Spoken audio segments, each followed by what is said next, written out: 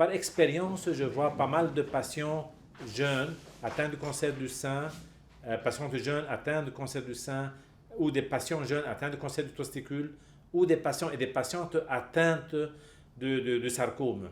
Et parmi ces patients jeunes, souvent malheureusement, derrière chaque diagnostic, il y a une histoire de ce patient. Souvent, par exemple, pour des tumeurs osseuses, le malade a traîné pendant 6, 7, 8 mois avec une tuméfaction, une douleur persistante qu'on attribue à un traumatisme.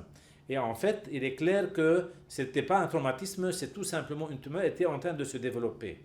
La même chose s'applique pour le cancer du sein chez les patients jeunes. Souvent, une femme enceinte, par exemple, elle est enceinte, elle accouche, puis elle sent quelque chose dans le sein, on lui dit oui, c'est un abcès post-allaitement, ça va guérir, on va vous donner des antibiotiques, puis on donne des antibiotiques, ça va un tout petit peu mieux, on donne des anti-inflammatoires.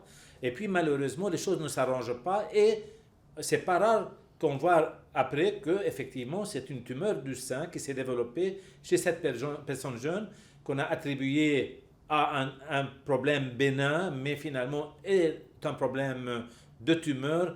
Et il est clair que pour l'une des tumeurs et l'autre, il est très important de faire un diagnostic précoce, car si on fait un diagnostic précoce, le stade de tumeur à laquelle on diagnostique la tumeur sera plus petit, les soins seront moins agressifs, et de notre côté, la survie, les chances de survie sont beaucoup plus élevées. Donc, d'où la nécessité de faire cette campagne de sensibilisation, une fois de plus, sans être, je dirais, sans faire peur à nos jeunes. Donc, on veut les sensibiliser et que les jeunes sensibilisés sensibilisent autres.